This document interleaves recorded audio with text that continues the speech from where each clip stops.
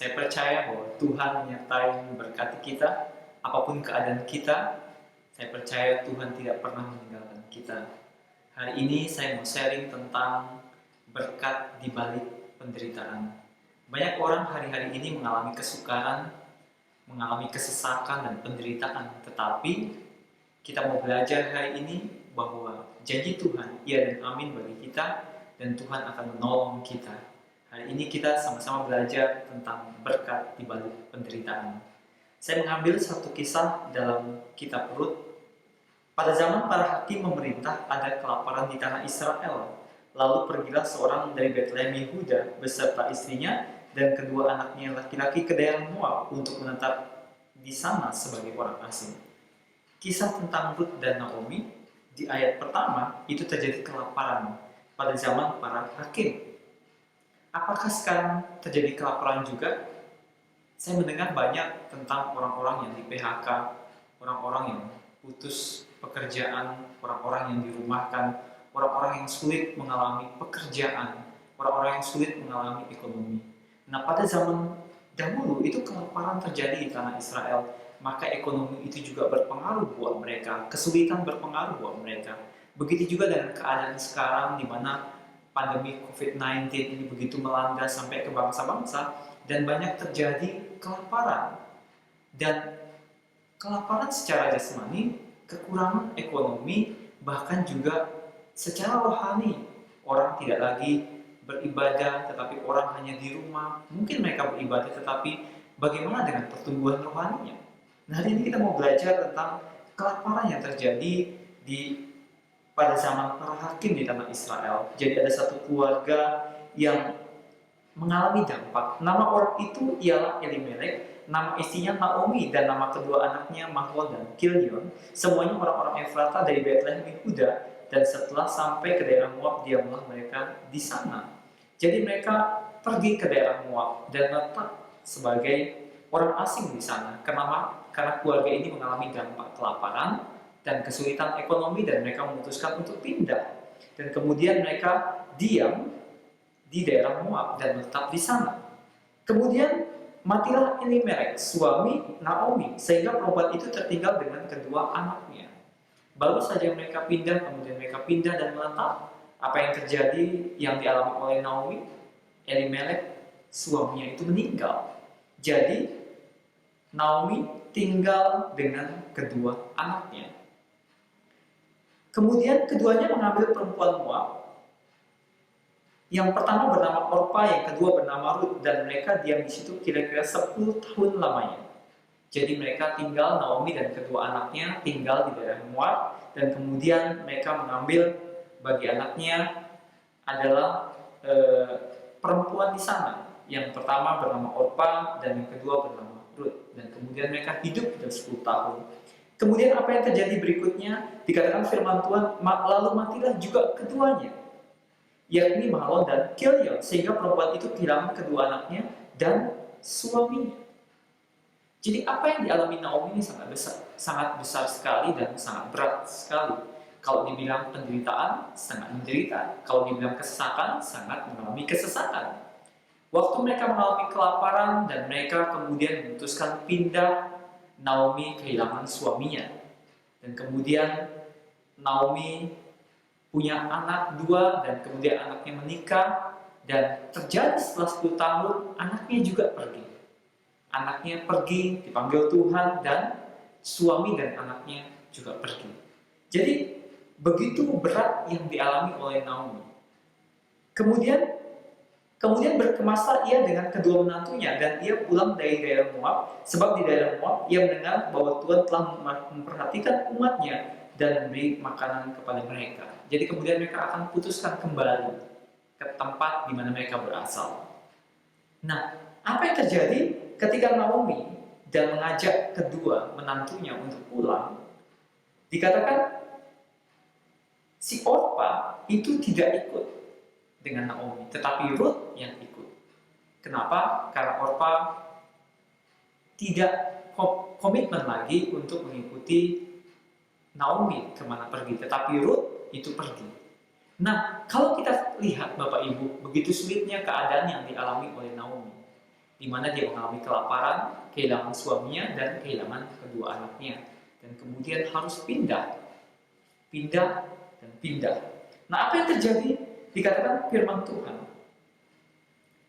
Ayat 15 berkata, Naomi telah pulang iparmu kepada bangsanya, dan kepada para allahnya pulanglah mengikuti iparmu juga. Tetapi kata Rut, janganlah desak aku meninggalkan engkau dan pulang dengan tidak mengikuti engkau, sebab kemana engkau pergi, di situ juga aku pergi, dan di mana engkau bermalam, di situ juga aku bermalam. Bangsamu lah bangsaku, dan Allahmu lah Allahku. Ini suatu sifat yang luar biasa yang dimiliki oleh Rut.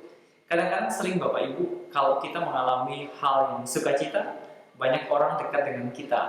Tapi kemudian ketika kita mengalami penderitaan, kesesakan, kesulitan, orang menjauh daripada kita. Nah, Orpa itu pergi meninggalkan Naomi, tetapi Rut tetap mengikuti Naomi. Walaupun Naomi mengalami hal yang berat, tetapi Rut tetap setia. Ada banyak orang di luar sana, sahabat kita, teman kita, ketika kita mengalami kesulitan, untuk kita minta tolong pun susah. Orang menjauh.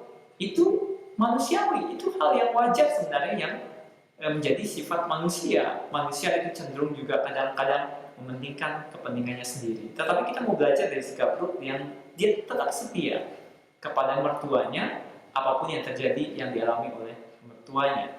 Dan kemudian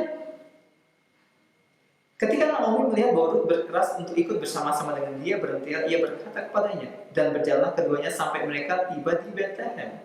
Ketika mereka masuk ke Betlehem, gemparlah seluruh kota itu karena mereka, dan perempuan-perempuan berkata, Naomi-kah itu? Tetapi ia berkata kepada mereka, jangan sebutkan aku Naomi, sebutkan aku Mara, sebab Yang Maha Kuasa telah melakukan banyak yang pahit kepada aku. Ternyata Bapak Ibu, Naomi mengalami kekecewaan, mengalami duka di hatinya. Kenapa? Karena keadaan yang dialaminya. Kalau kita ambil dari kata Naomi itu berasal artinya adalah joy, sukacita. Kemudian orang mengatakan Naomi pulang, joy pulang, sukacita pulang. Tetapi ternyata nama itu tidak seturut dengan apa yang dialami oleh Naomi. Naomi mengatakan, karena janganlah sebutkan aku Naomi, sebutkan aku Mara, sebab Yang Maha Kuasa telah melakukan banyak yang pahit kepadaku. Dia mengalami pahit. Jangan panggil aku Naomi, jangan panggil aku Joy, jangan panggil aku sukacita. Aku mengalami yang pahit, aku marah. Dia kecewa dengan Tuhan. Dia kecewa dengan keadaannya. Nah, Bapak Ibu, banyak orang kecewa hari-hari ini, kemudian menyalahkan Tuhan. Kemudian karena ekonomi, karena keuangan, apalagi dengan adanya COVID-19 yang melanda banyak bangsa.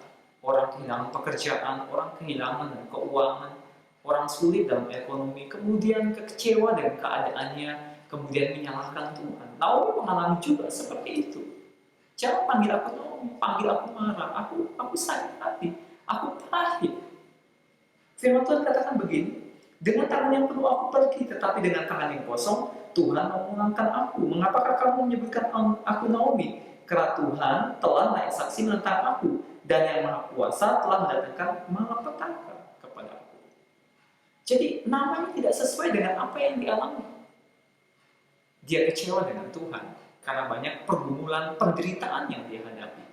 Seringkali orang bertanya, kenapa setelah aku mengikut Tuhan, keadaanku kok tidak baik? Keadaan yang bagaimana? Karena kita mengukurnya biasanya dari keadaan keuangan, keadaan keluarga, keadaan di dunia ini, keadaan yang memenuhi kebutuhan kita. Sering kita mengukurnya, padahal pertumbuhan rohani adalah berkaitan dengan tubuh jiwa roh kita yang semakin disempurnakan dalam Tuhan. Bagaimana kita memperbaharui hidup kita, kudus dalam Tuhan, semakin sempurna, menjadi serupa dengan Kristus, karakter Kristus. Tetapi orang sering mengaitkan, kenapa keadaanku tidak menjadi baik, keadaan yang di dunia ini. Naomi mengalaminya. Naomi kecewa, Naomi sakit hati, Naomi pahit. Dia pergi, kemudian pulang dengan tangan kosong. Dia bawa suami dan anaknya, dia ikut suami dan anaknya, dan ternyata suami dan anaknya pergi. Dan kemudian, saya percaya waktu kelaparan banyak yang hilang dari semua aset yang dimiliki oleh Naomi. Ini sedih sekali. Bapak Ibu. Tetapi Bapak Ibu, ada satu hal yang harus kita pahami, ada berkat yang menanti setelah penderitaan yang kita alami. Tuhan tidak pernah meninggalkan kita, Tuhan tidak pernah membiarkan kita. Kenapa? Karena kita anak Allah. Kalau kita percaya kepada Tuhan, status kita menjadi anak. Apa yang Bapak punya, anak punya. Naomi dalam pemeliharaan Tuhan, dalam penyertaan Tuhan, bahwa apa yang terjadi, Tuhan tidak tutup mata untuk menolong dia. Tuhan mempunyai rancangan yang penuh dengan damai sejahtera buat Naomi, buat Ruth. Dan apapun bagi kita Bapak Ibu, ketika kita mengalami penderitaan kesukaran, Tuhan sedang menyiapkan berkat yang terbaik buat kita. Mungkin belum kita lihat, mungkin belum kita alami, tetapi di depan ada berkat di balik penderitaan yang kita alami. Demikianlah Naomi pulang bersama-sama dengan Ruth, perempuan Moab itu, menantunya, yang turut pulang dari daerah Moab. Dan sampailah mereka ke Bethlehem pada permulaan musim menuai jalan. Jadi mereka kembali ke Bethlehem. Kemudian kalau Bapak Ibu baca seterusnya, di mana Ruth mengalami perjumpaan dengan Boas, dan kemudian mereka menikah. Yang menarik, dikatakan di pasal 4, lalu Boas mengambil Ruth, dan perempuan itu menjadi istrinya, dan dihampirinya dia, maka atas karunia Tuhan, perempuan itu mengandung, lalu melahirkan seorang anak laki-laki. Sebab itu perempuan berkata kepada Naomi, terpujilah Tuhan yang telah rela menolong engkau pada hari ini dengan seorang penebus. Termasuklah kiranya nama anak itu di Israel. Dan dialah yang akan menyegarkan jiwamu dan memelihara engkau pada waktu rambutmu telah putih. Sebab menantumu yang mengasihi engkau telah melahirkannya perempuan yang lebih berharga bagimu dari 7 anak laki-laki. Dan Naomi mengambil anak itu serta meletakkannya pada pangkuannya, dan dialah yang mengasuhnya. Dan tetangga-tetangga perempuan memberi nama kepada anak itu, katanya, pada Naomi telah lahir seorang anak laki-laki. Lalu mereka menyebutkan namanya Obed, dialah ayah Isai, ayah Daud. Luar biasa.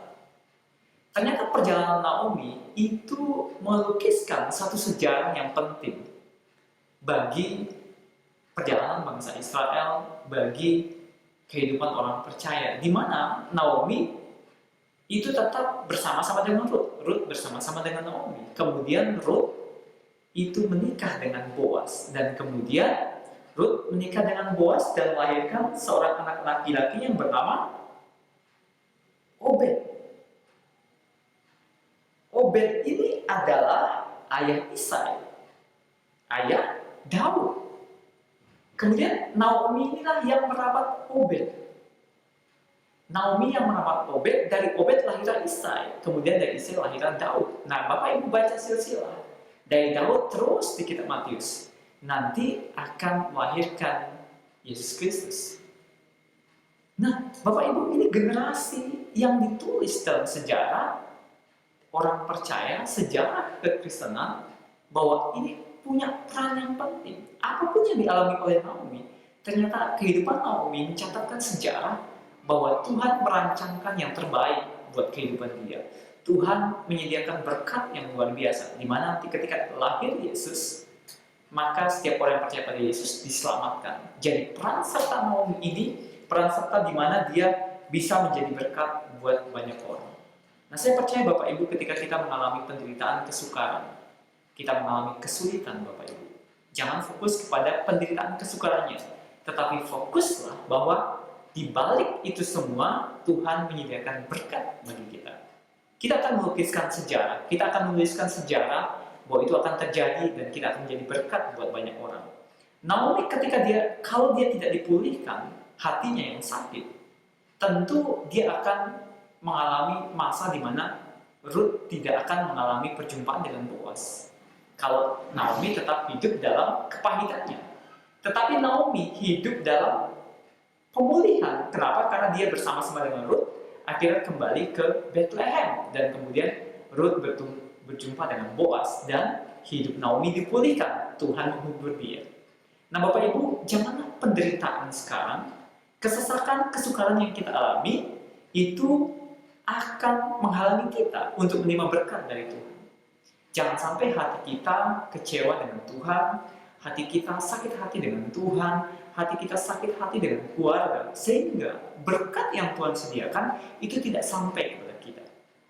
Belajarlah dari Naomi, belajarlah dari Ruth. Apapun yang dihadapi, dia tetap berjalan di dalam pemulihan, di dalam kuasa Allah, di dalam penyertaan Tuhan. Akhirnya sejarah tertulis bahwa dari Ruth lahirlah Obed, dari Obed lahirlah Isai, dari Isai lahirlah Daud, dan seterusnya. Akhirnya Tuhan Yesus Kristus sebagai Tuhan dan Juru Selamat pribadi. Mari Bapak Ibu, ada berkat di balik penderitaan yang kita alami. Mungkin ini ujian, mungkin ini cobaan yang kita sedang hadapi. Tetapi tetaplah berharap, tetaplah percaya bahwa di balik semuanya Tuhan sudah menyiapkan yang terbaik buat kita. Jangan menyerah, jangan putus asa, tetaplah berharap kepada Tuhan, tetaplah setia kepada jalan Tuhan. Jangan ada lagi sakit hati, jangan ada lagi kekecewaan kepada Tuhan, tetapi tetaplah bersukacita, karena Naomi adalah joy, sukacita. Sukacita dalam Tuhan itulah perlindungan kita. Apapun yang kita hadapi Bapak Ibu, bersukacitalah. Bersukacitalah, mengucap syukur dan segala hal, sebab itulah yang dikehendaki Allah bagi kita. Saya berdoa Bapak Ibu yang mengalami masalah pergumulan, atau apapun Bapak Ibu, di mana saja. Angkat tangan Bapak Ibu, di tempat Bapak Ibu berada. Saya mau berdoa, Tuhan, Engkau menolong anak-anak-Mu yang mengalami masalah, mengalami pergumulan, cobaan Tuhan. Engkau yang memberikan kekuatan, berikan sukacita, damai sejahtera daripada Tuhan berlimpah-limpah. Setiap masalah yang dihadapi, setiap cobaan yang dihadapi, Tuhan berikan kekuatan untuk bisa melewatinya, menjadikan hamba anak-Mu Tuhan, menjadi pemenang di dalam Tuhan. Terima kasih Tuhan buat sharing minggu ini Bapak. Engkau yang memberkati setiap kami, biar berkat-Mu berlimpah buat kami semua ya Tuhan. Terima kasih Tuhan. Bagi Bapak Ibu yang belum percaya pada Yesus, angkat tanganmu. Terimalah Yesus sebagai Tuhan dan Juru Selamat. Mari Bapak Ibu ikuti doa saya. Tuhan Yesus, aku buka hatiku, aku menerima Engkau Yesus sebagai Tuhan dan Juru Selamat. Masuklah dalam hidupku Tuhan, dan aku diselamatkan oleh darah Yesus, dalam nama Yesus.